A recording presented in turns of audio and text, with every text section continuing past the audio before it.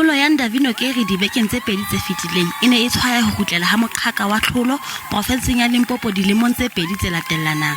Mmabotle enwa a nang le lengolo la degree ho tsa kgwebo o itlotla ka ho sebetsa hantle dithutong tsa sekolo ho tsa dipapadi le ho tsa bommabotle. Nokeri o re o batla ho sebedisa monyetla ona ho ba mmuedi wa metse e fumanehileng. The biggest focus will be to bridge that inequality gap. I know that it comes from our historic segregation, but there are things that are still happening today that continue to perpetuate these poverty cycles. So let us work together to ensure that we bridge that gap.